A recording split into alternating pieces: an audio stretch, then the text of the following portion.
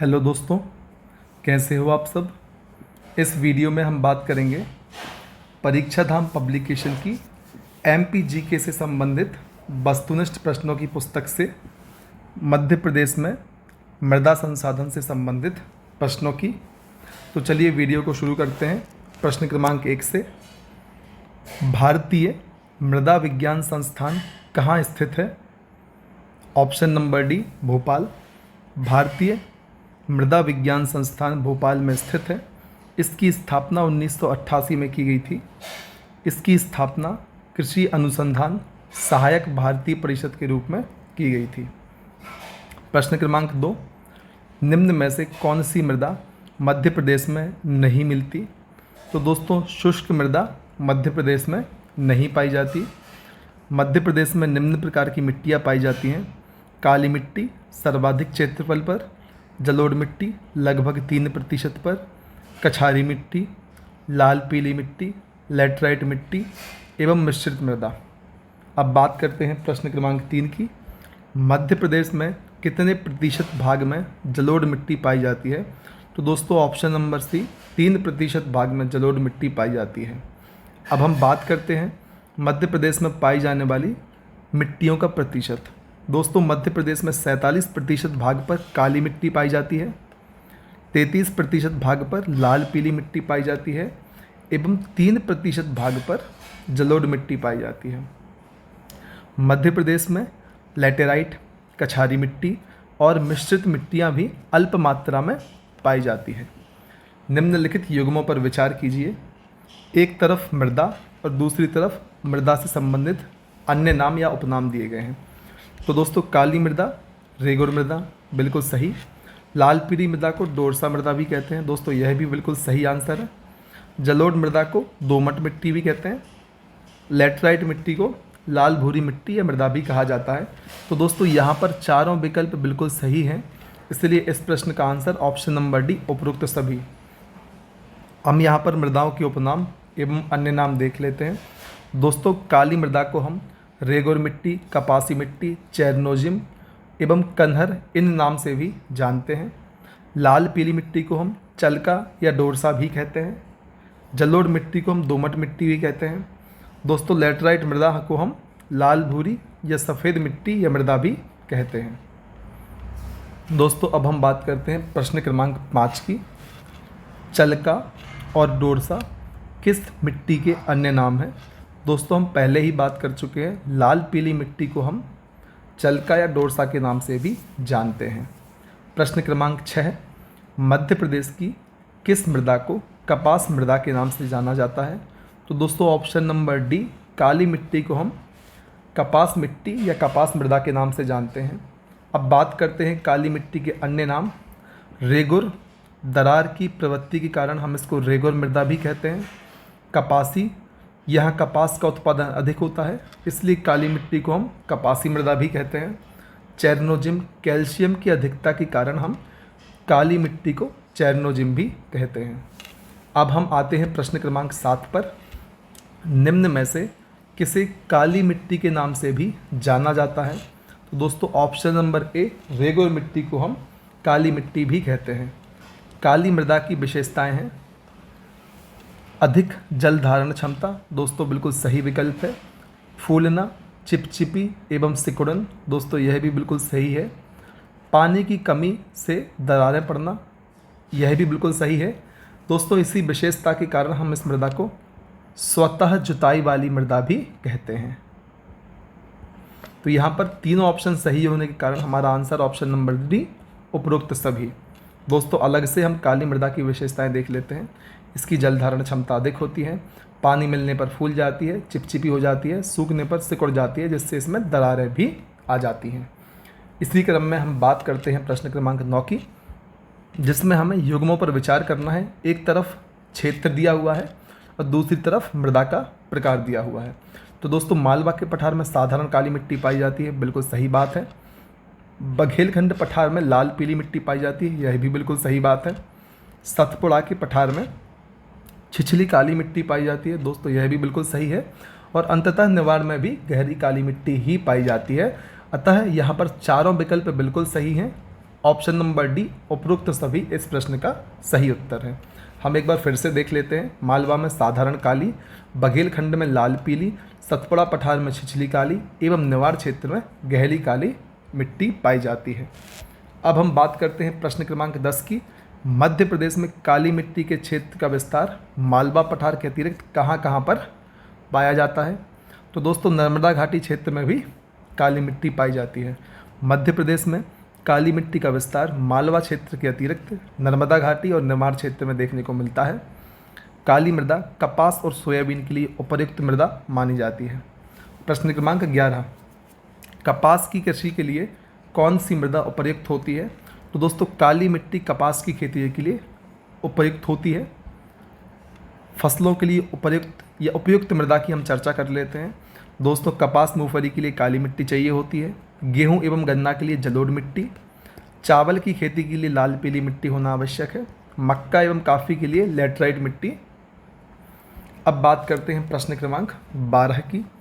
चावल की खेती के लिए कौन सी मृदा उपयुक्त है? तो दोस्तों हम पहले ही चर्चा कर चुके हैं, चावल की खेती के लिए लाल पीली मृदा होनी चाहिए तो ज़्यादा अच्छी बात होती है।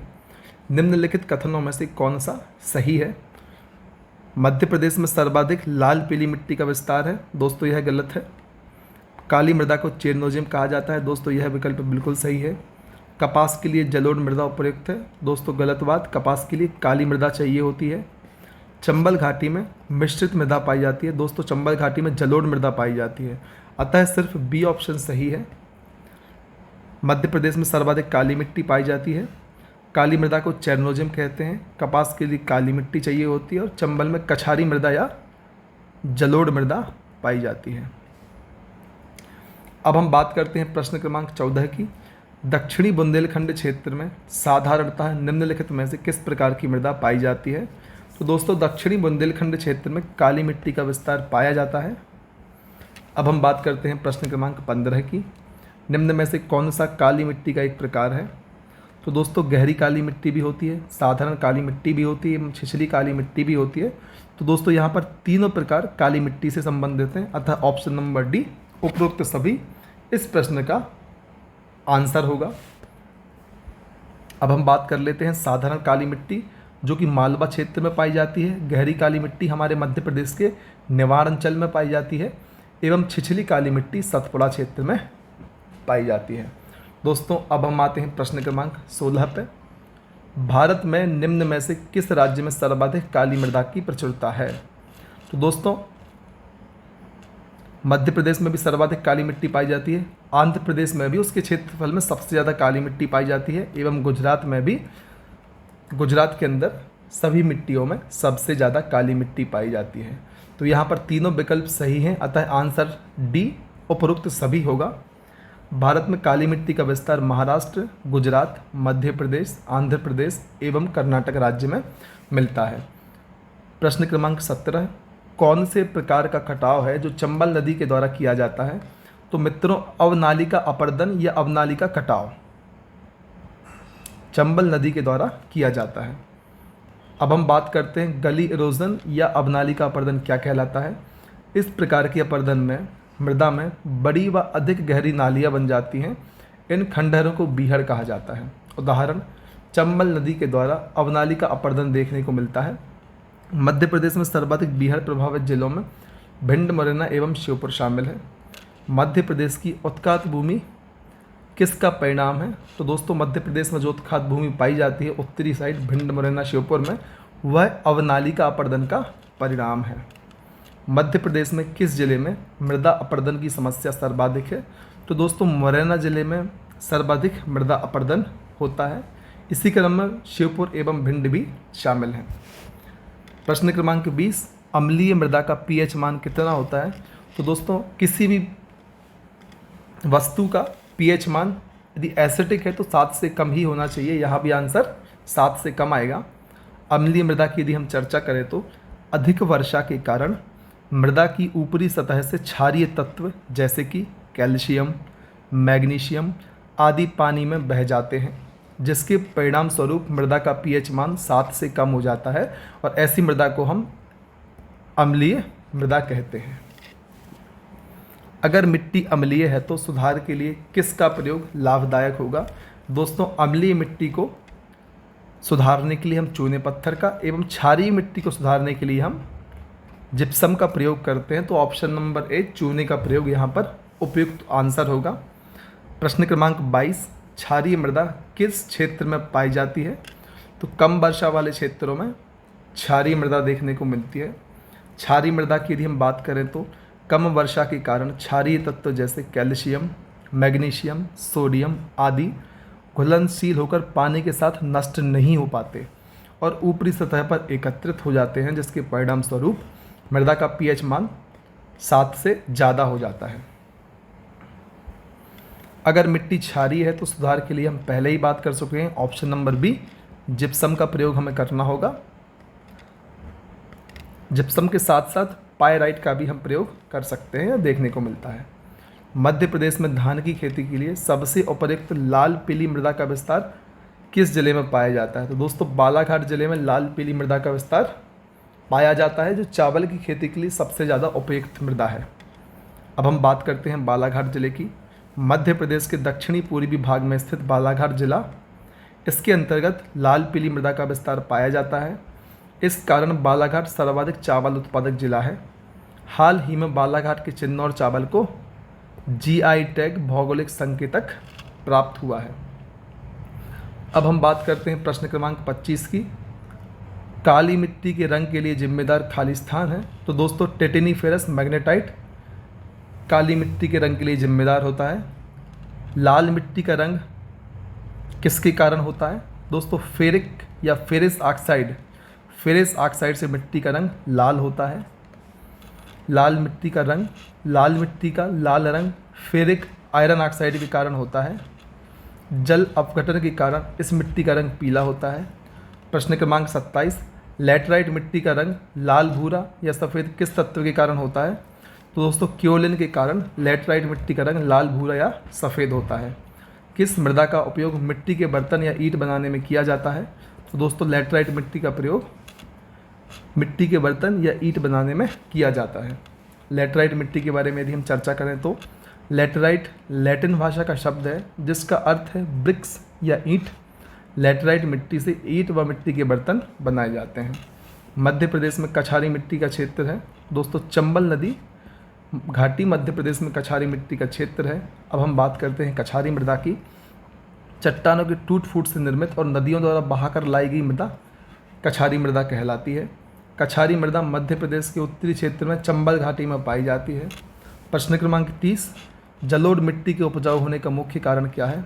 दोस्तों, जलोढ़ मिट्टी के उपजाऊ होने का मुख्य कारण है इसमें पोटास की अधिक मात्रा। जलोढ़ मिट्टी सर्वाधिक उपजाऊ, पोटास की अधिकता के कारण यहाँ पर उपजाऊ क्षमता पाई जाती है। किस मिट्टी को स्वयं जोत या स्वतः जुताई वाली मृदा कहते हैं? तो दोस्तों, काली मिट्टी को स्वतः जुताई वाली मिट्टी हम कहते हैं। इसलिए सिंचाई की यहाँ पर आवश्यकता नहीं होती। काली मृदा को चेरनोजिम किस कारण से कहा जाता है? दोस्तों, हम पहले बात कर चुके हैं, कैल्शियम की अधिकता के कारण काली मिट्टी को चेरनोजिम कहते हैं। इनमें से किस मृदा का निर्माण बेसाल्ट चट्टानों से हुआ है? दोस्तों, काली मिट्टी का निर्माण बेसाल्ट चट्टानों के अपरदन से हुआ है। मध्य प्रदेश में मालवा क्षेत्र का निर्माण बेसाल्ट चट्टानों से हुआ है। इस कारण इस क्षेत्र में काली मिट्टी की अधिकता है। प्रश्न क्रमांक 34, निम्नलिखित में से क्या मृदा अपरदन का कारण है? दोस्तों, वृक्षों की कटाई, वनों में आग लगना, फसल चक्र का अभाव, ये तीनों कारण मुख्य है जो किसी मृदा को अपरदित करते हैं। तो ऑप्शन नंबर डी उपरोक्त सभी इस प्रश्न का सही उत्तर होगा। मृदा अपरदन के प्रमुख कारणों की यदि हम चर्चा करें तो बहते हुए जल या वायु के प्रवाह द्वारा मृदा को एक स्थान से दूसरे स्थान तक ले जाना मृदा अपरदन कहलाता है। मित्रों, मृदा अपरदन के निम्नलिखित कारण हैं, जिसमें से वनों की कटाई, वनों में आग लगना, फसल चक्र का अभाव एवं सिंचाई की त्रुटिपूर्ण विधियां अपनाना भी शामिल है। तो दोस्तों,